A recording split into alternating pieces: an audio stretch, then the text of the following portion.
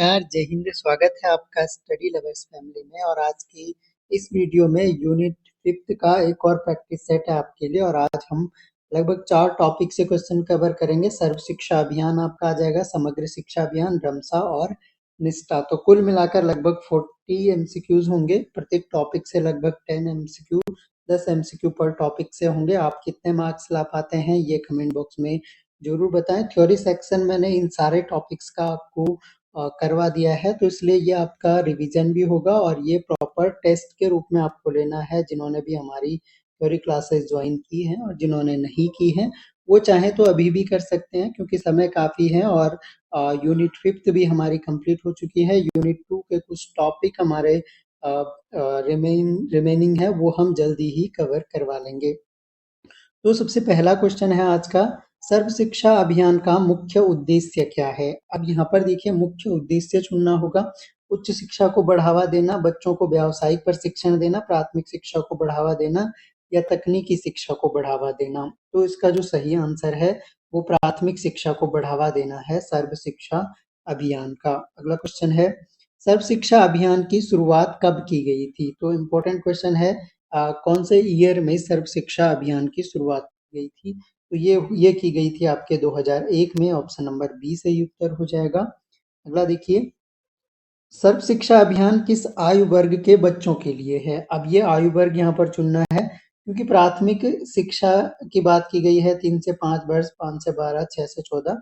तो primary education जो है वो 6 से 14 वर्ष के बालकों के लिए है। तो ऑप्शन नंबर सी हमारा सही उत्तर हो जाएगा।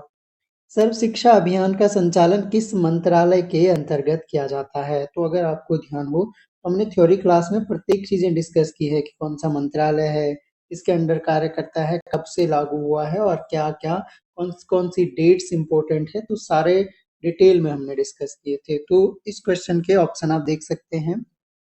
मंत्रालय स्वास्थ्य और परिवार कल्याण मंत्रालय दिए गए हैं, मानव संसाधन विकास मंत्रालय, महिला और बाल विकास मंत्रालय, सामाजिक न्याय और अधिकारिता मंत्रालय। आपके लिए आज के क्वेश्चन है, ये चारों मंत्रालय हैं, परीक्षा की दृष्टि से इम्पोर्टेंट है। अभी इलेक्शन हुए हैं, नए मंत्री चुन के आए हैं, तो इन चारों मंत्रालयों के मंत्रियों के नाम आपको बताना है कमेंट बॉक्स में।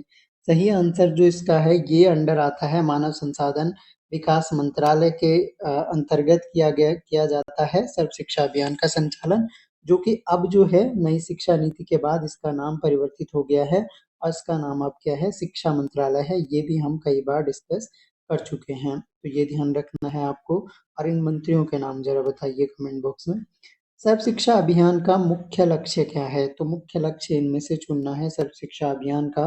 तो यहाँ पर देखिए, उच्च शिक्षा की तो बात ही नहीं है, सभी बच्चों को, माध्यमिक शिक्षा की भी बात नहीं है, प्राइमरी शिक्षा की बात है, सभी बच्चों को मुफ्त और अनिवार्य शिक्षा 6 से 14 वर्ष तक के बच्चों के लिए। ऑप्शन नंबर सी हो जाएगा। शिक्षा अभियान के तहत स्कूल इंफ्रास्ट्रक्चर के लिए कौन सी योजना लागू की जाती है। तो स्कूल इंफ्रास्ट्रक्चर के लिए लागू की जाती है योजना जो है, अब सर्व शिक्षा अभियान के तहत ये है 2001 के तहत।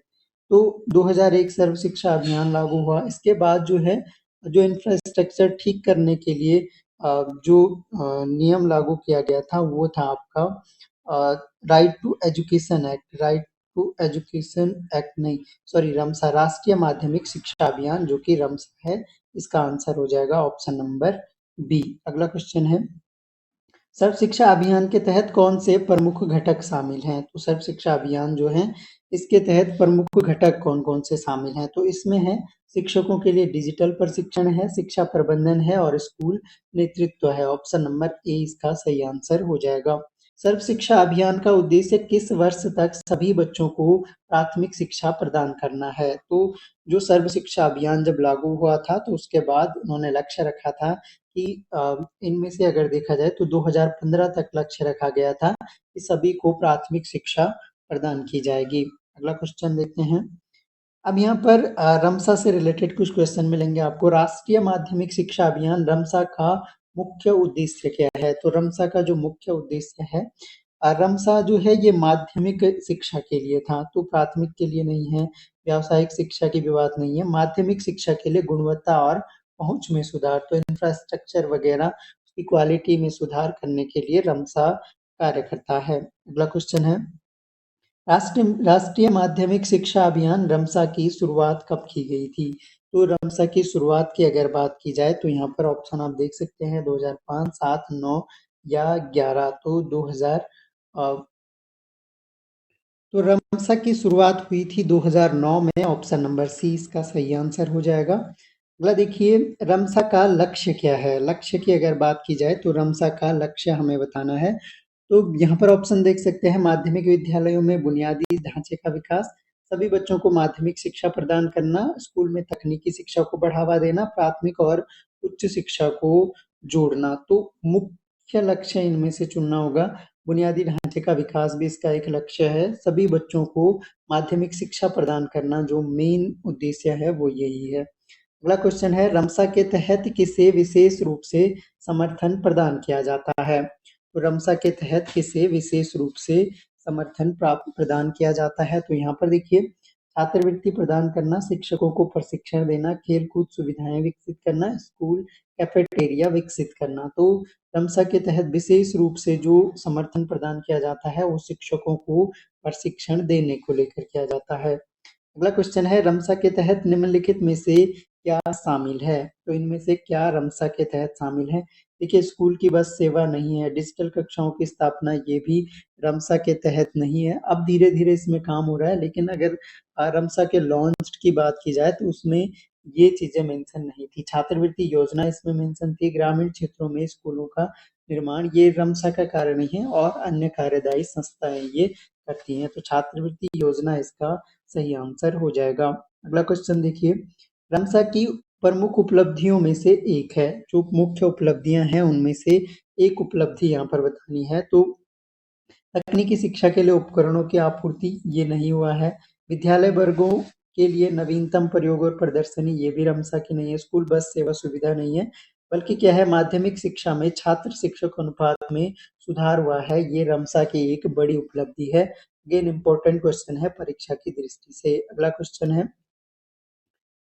रमसा के अंतर्गत राष्ट्रीय माध्यमिक शिक्षा परिषद की स्थापना कब हुई थी? तो राष्ट्रीय माध्यमिक शिक्षा परिषद, रमसा के तहत राष्ट्रीय माध्यमिक शिक्षा परिषद की स्थापना की गई थी और ये कब की गई थी? तो सही आंसर हो जाएगा, जब रमसा लॉन्च हुआ 2009 में ही राष्ट्रीय माध्यमिक शिक्षा परिषद की स्थापना भी की गई थी।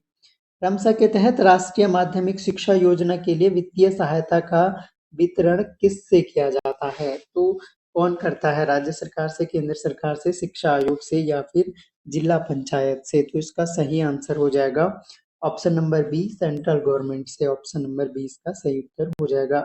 देखिए, रमसा का पूरा रूप क्या है? तो ये तो सिंपल हो गया, राष्ट्रीय माध्यमिक शिक्षा अभियान हो गया आपका रमसा का full form. Option number A आपका सही आंसर हो जाएगा। क्वेश्चन देखिए, रमसा का प्रमुख उद्देश्य क्या है? तो माध्यमिक शिक्षा के बुनियादी ढांचे में सुधार, सभी स्कूलों में स्मार्ट कक्षाओं का निर्माण, वेतन वृद्धि, माध्यमिक शिक्षा के लिए निजी स्कूलों का निर्माण ये भी नहीं है। तो इनमें से जो है माध्यमिक शिक्षा के लिए बुनियादी ढांचे में सुधार। अगर टीचर ट्रेनिंग है, शिक्षक प्रशिक्षण है, तो वो आपको मुख्य लक्ष्य चुनना होगा।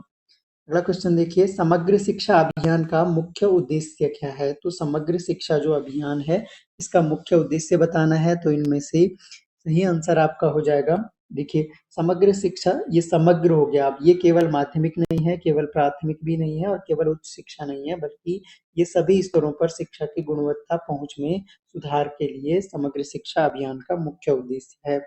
अगला देखिए, समग्र शिक्षा अभियान की शुरुआत कब की गई थी? तो समग्र शिक्षा अभियान की शुरुआत 15 में, 16, 17, 18 में। तो ये आप लोग रिकॉल कर पा रहे होंगे, हमने थ्योरी सेक्शन में एक एक पॉइंट डिस्कस किया है। तो आप लोग देख सकते हैं कि थ्योरी सेक्शन पढ़ने का आपको कितना फायदा हो रहा है। आप आसानी से क्वेश्चन खुद से कर पा रहे होंगे, आपको याद स्वतः ही हो जाएगा। यही रिवीजन होता है जो मैं करवा रहा हूँ। तो इसका सही आंसर हो जाएगा ऑप्शन नंबर डी, 2018 में जो है समग्र शिक्षा अभियान की शुरुआत की गई थी।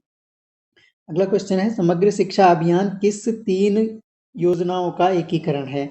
अब अगर आपको ध्यान होगा तो मैंने बोला भी था आपको कि इसका क्वेश्चन बन सकता है और इसी तरह का क्वेश्चन बन सकता है कि किन किन 3 योजनाओं का एकीकरण जो है समग्र शिक्षा अभियान है। तो इसमें आपका सर्व शिक्षा अभियान आ गया, यानी एसएसए आ गया, राष्ट्रीय माध्यमिक शिक्षा अभियान आ गया, यानी ये SSA तो है ही, प्लस आपका रमसा भी है इसमें, और प्लस आपका टीचर ट्रेनिंग भी है, टीचर एजुकेशन भी है आपका। तो ये 3 जो एक तरह से 3 योजनाओं का एकीकरण है समग्र शिक्षा अभियान। तो ऑप्शन नंबर ए आपका करेक्ट आंसर हो जाएगा। तो ये आपको ध्यान रखना है। समग्र शिक्षा अभियान जो है 3 योजनाएं, SSA हो गया, रमसा हो गया और टीचर एजुकेशन हो गया। अगला क्वेश्चन है, समग्र शिक्षा अभियान का लक्ष्य क्या है? तो समग्र शिक्षा अभियान का लक्ष्य की बात की गई है तो केवल ग्रामीण क्षेत्रों में शिक्षा का विस्तार ये नहीं है, बल्कि क्या है, स्कूल शिक्षा की गुणवत्ता में सुधार है। ऑप्शन नंबर सी इसका सही आंसर हो जाएगा। अगला क्वेश्चन देखिए, समग्र शिक्षा अभियान के तहत कितने प्रतिशत वित्त पोषण केंद्र सरकार द्वारा दिया जाता है? तो ये भी हमने डिस्कस किया था कि समग्र शिक्षा अभियान के तहत जो वित्तीय व्यवस्था होती है वो केंद्र राज्य का कितना कितना परसेंट शेयरिंग होती है। तो सही आंसर हो जाएगा इसका 75% जो है वो केंद्र सरकार द्वारा दिया जाता है। अगला क्वेश्चन है, समग्र शिक्षा अभियान के तहत विद्यालयों में डिजिटल शिक्षा को बढ़ावा देने के लिए कौन सी योजना लागू की गई थी? ये 60-40 था, ये 60-40 था, हमने डिस्कस भी किया था। 60-40 इज टू अनुपात रहता था। हाँ, जो स्पेशल कैटेगरी स्टेट्स हैं उनके लिए 90% जो है वो सेंट्रल गवर्नमेंट पे करती है।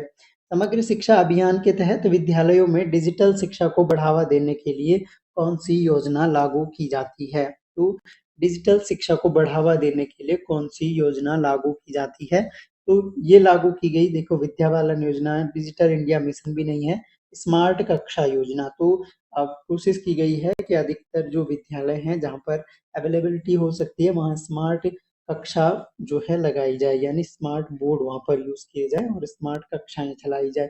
ऑपरेशन ब्लैक बोर्ड ये तो पहले की योजना हो गई। ऑप्शन नंबर सी इसका करेक्ट आंसर हो जाएगा। समग्र शिक्षा अभियान के तहत शिक्षा का अधिकार अधिनियम किस आयु वर्ग के बच्चों के लिए है? तो अ, समग्र शिक्षा अभियान के तहत जो राइट टू एजुकेशन एक्ट है वो किस आयु वर्ग के बच्चों के लिए है जो शिक्षा को उनका फंडामेंटल राइट्स मानता है? तो ये 6 से 14 वर्ष तक की आयु के लिए निःशुल्क और अनिवार्य शिक्षा का प्रावधान करता है। समग्र शिक्षा अभियान के तहत क्या प्रदान किया जाता है? तो समग्र शिक्षा अभियान के तहत स्कूलों में भोजन की व्यवस्था नहीं, ये तो एमडीएम अलग सी योजना हो गई आपकी। प्राथमिक से उच्च प्राथमिक शिक्षा तक एकीकृत शिक्षा, केवल उच्च शिक्षा के लिए समर्थन, केवल तकनीकी शिक्षा के लिए नहीं, बल्कि ये क्या है, प्राथमिक से उच्च माध्यमिक शिक्षा तक एकीकृत शिक्षा। ऑप्शन नंबर बी हो जाएगा। अगला देखिए, समग्र शिक्षा अभियान, समग्र शिक्षा अभियान के अंतर्गत शिक्षक प्रशिक्षण के लिए कौन सी पहल की जाती है? तो शिक्षक प्रशिक्षण के लिए पहल की जाती है, तो यहाँ पर देखिए, डिजिटल शिक्षक प्रशिक्षण, अंतर्राष्ट्रीय शिक्षण प्रशिक्षण कार्यक्रम, निष्ठा कार्यक्रम इसके तहत है। ऑप्शन नंबर सी इसका करेक्ट आंसर हो जाएगा। आगे बढ़ते हैं। अगला प्रश्न है, समग्र शिक्षा अभियान के तहत बालिकाओं के लिए विशेष पहल कौन सी है? बालिकाओं के लिए विशेष पहल समग्र शिक्षा योजना के तहत बेटी बचाओ बेटी पढ़ाओ ये नहीं है, कन्या शिक्षा प्रवर्तन योजना नहीं है, राष्ट्रीय बालिका शिक्षा कार्यक्रम है, ये समग्र शिक्षा अभियान के तहत है। ऑप्शन नंबर सी आपका सही आंसर हो जाएगा। अगला क्वेश्चन है, निष्ठा का पूरा नाम क्या है? तो ये भी हमने डिस्कस किया है, निष्ठा पर भी डिटेल में समझाया है हमने कि निष्ठा क्या है, कब लॉन्च हुआ, क्या क्या इसके मेन फंक्शंस होते हैं। तो निष्ठा का पूरा नाम आपका हो जाएगा national initiative for school heads, यानी स्कूल के जो हेड्स हैं and teachers holistic advancement. Option number 20 का करेक्ट आंसर है। तो निष्ठा की फुल फॉर्म आपको जरूर ध्यान रखनी है।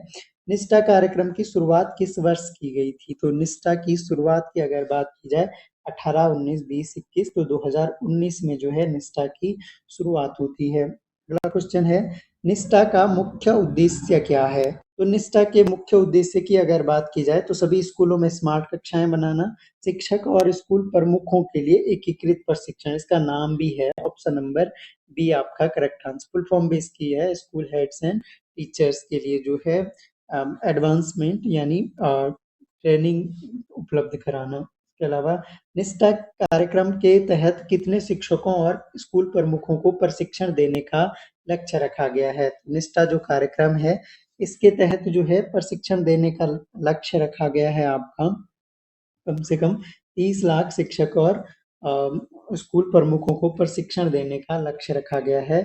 30 लाख 2019 में ये लॉन्च हुआ था, तो उस टाइम ये लक्ष्य रखा गया था। निष्ठा कार्यक्रम किसके द्वारा शुरू किया गया है? अब ये क्वेश्चन थोड़ा सा कॉम्प्लिकेटेड है।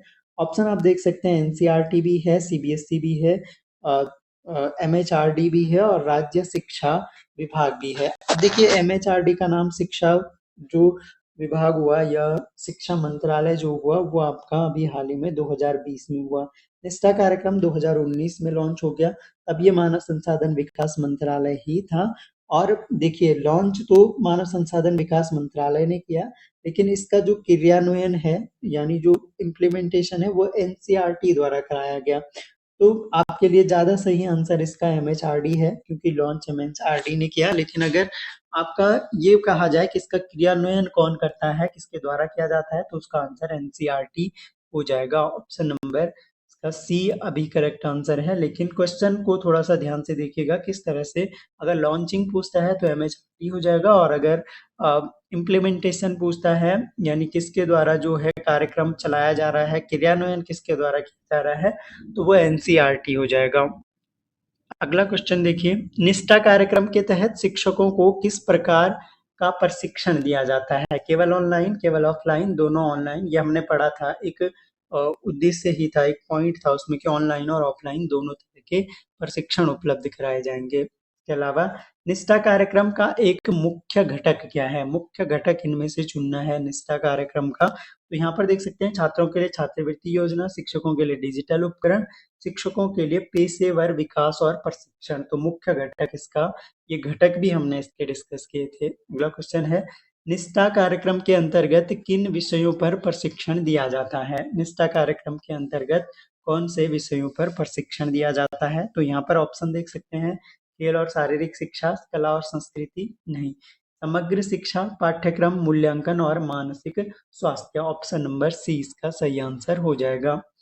अगला क्वेश्चन देखिए, निष्ठा कार्यक्रम के तहत प्रशिक्षण का मुख्य उद्देश्य क्या है? प्रशिक्षण का मुख्य उद्देश्य निष्ठा कार्यक्रम के तहत वेतन में वृद्धि नहीं है, अनुशासन बनाए रखना केवल नहीं है, शिक्षकों की पेशेवर दक्षता बढ़ाना। ऑप्शन नंबर सी इसका सही आंसर हो जाएगा।